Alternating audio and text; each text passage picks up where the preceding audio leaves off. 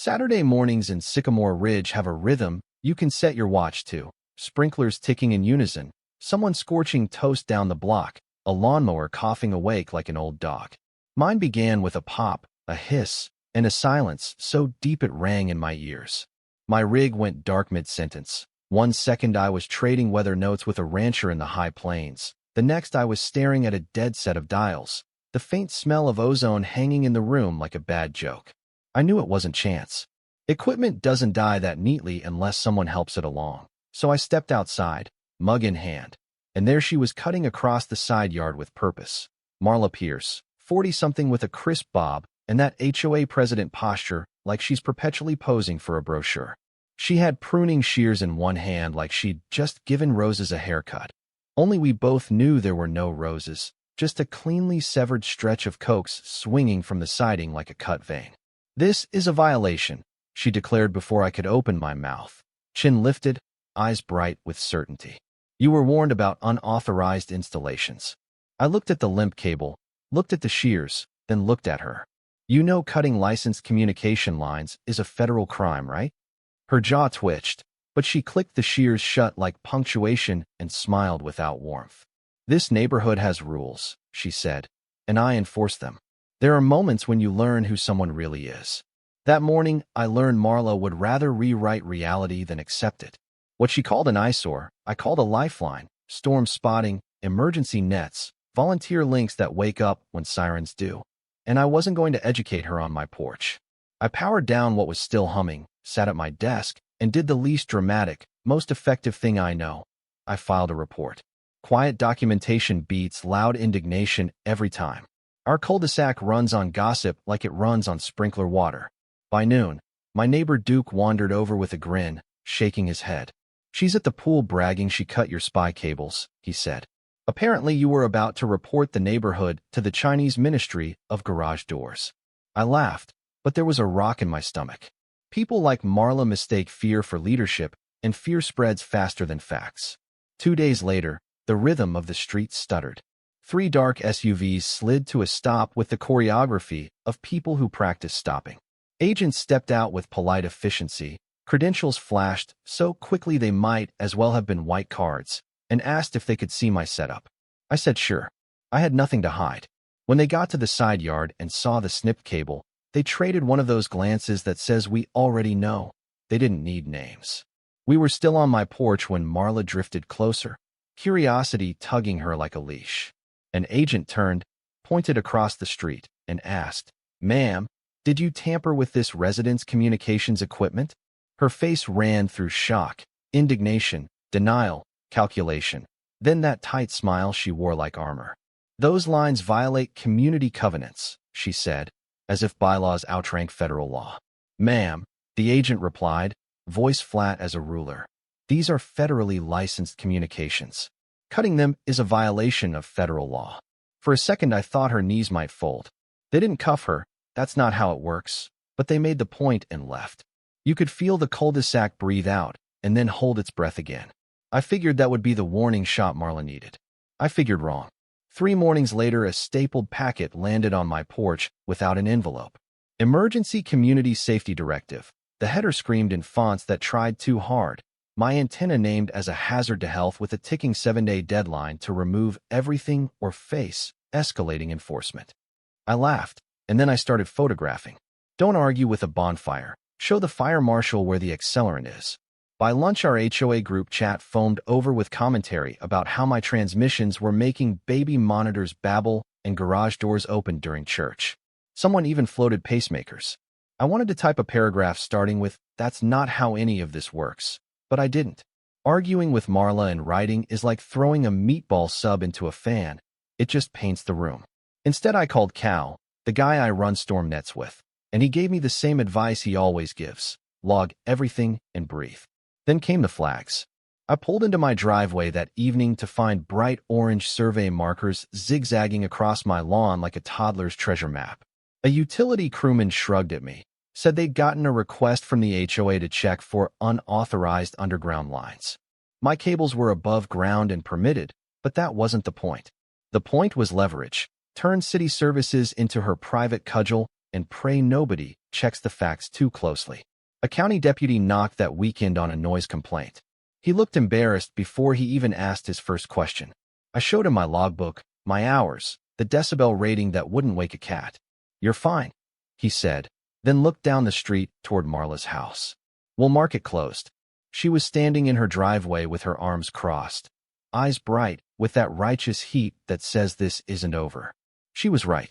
The interference started 2 nights later. Bursts that didn't sound like weather or unlicensed chatter. Bursts that landed right on top of me the second I keyed up. Once, twice, 3 times, and there it was, deliberate jamming. It doesn't take much money to buy a cheap jammer you don't understand. It takes even less to not care who else you're stepping on. I filed another report, flagged it urgent. Emergency planes, fireground chatter, volunteer nets. Those bands aren't a playground. The next evening, a white van with antennas bristling like a porcupine rolled down our street. The agents didn't bother with my porch this time. They went to hers. I watched from my steps as they held up a handheld spectrum analyzer that was basically a neon arrow saying the noise is coming from inside this house. They didn't arrest her, not yet. They told her what it was and what would happen if it continued. The look she gave me over the agent's shoulder could have stripped paint. You'd think that would be the end of it. It was the beginning of a different phase. By morning, there was a plywood sign hammered into my lawn. My lawn, not hers. Danger, illegal radio station, hazard to health. She'd staked it deep like she owned the dirt under my grass. I took pictures. Lots of them. 2 hours later, my inbox pinged with a lawyerly letter from concerned residents demanding immediate removal of my equipment for the safety of the community. It read like something Marla drafted at midnight and fed to a paralegal for seasoning. I brought a copy to the special HOA meeting she called that week. The community room was half fluorescent light, half theater. Marla stood at the front with slides about radiation plumes and signal bleed that looked official if you didn't know a S-meter from a speedometer.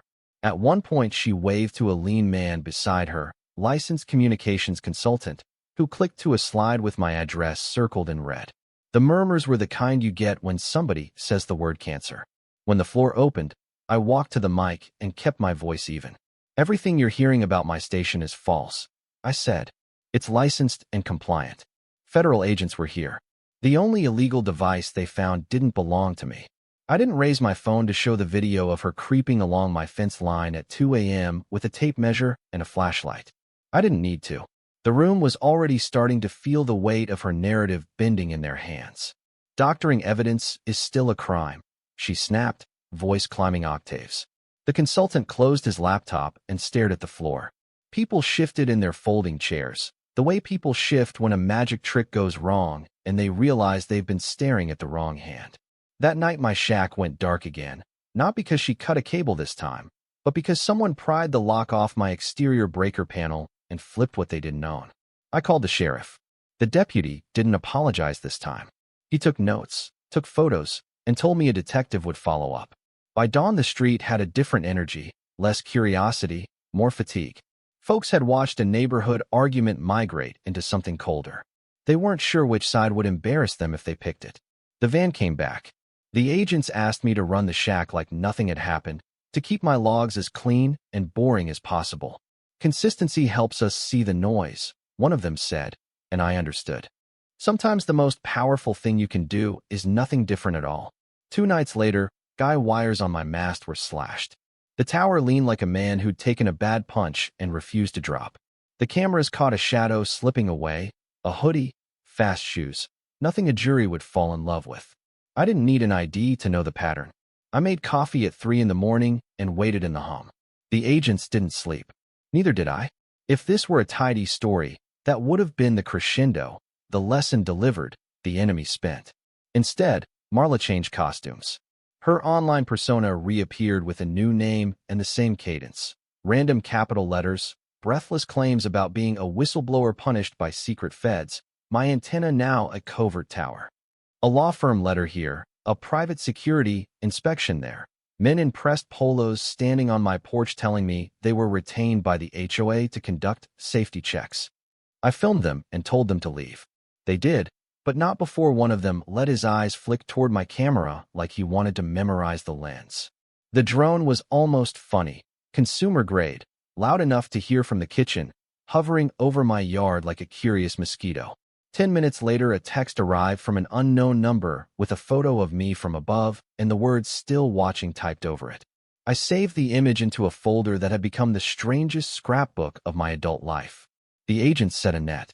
You could feel it if you knew what you were looking for. Mobile receivers tucked into unremarkable cars, a temporary antenna down by the community center, unmarked sedans idling at strange hours.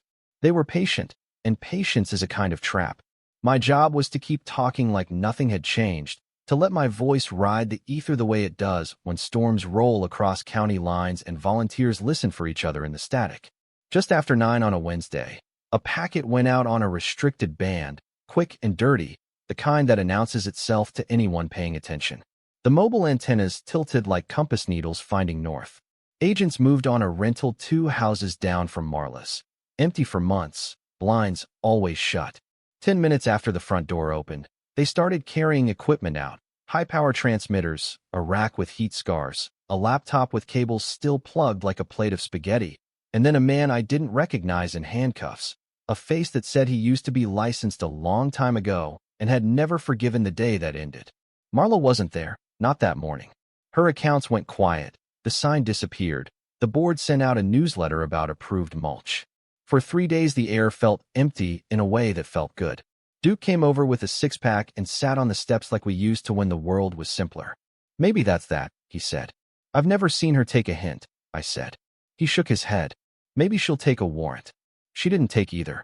She posted again, different platform, same voice, painting herself as a patriot with a hobby and me as the enemy of whatever she felt like defending that hour. Then, late one night, a voice broke onto a band it had no business touching. Male, clear, saying my name like a dare. You think you're safe? And then nothing. There's a difference between incompetence and intent. This was the second one. 2 nights after that my cameras picked up 3 figures slipping over my back fence. The kind of move you can tell yourself is a deer until you see the way a human crouches. They carried a duffel. They went straight for the base of the mast. One pulled out a cutter, the other a canister. I stayed inside. I called 911 and the agent whose number I never saved under his real name. Law enforcement moved like they'd rehearsed it, because they'd been waiting. The 3 scattered. 2 didn't make the fence. The 3rd almost did, until the porch light found her face and there was no denying who she was. Even in that moment Marla tried to stand taller than she felt. I'm protecting my community, she said to no one who cared, and then they read her rights. I watched from my steps with coffee gone cold in my hand, and the neighborhood watched me watching, phones up, little blue record lights blinking like fireflies. By noon the next day, a local reporter was standing by my mailbox asking for comment while the van crew checked my guy wires. I kept it boring. License station, ongoing investigation, grateful for the professionals doing their jobs. The clip ran that night between a story about a school board and one about a pothole big enough to name.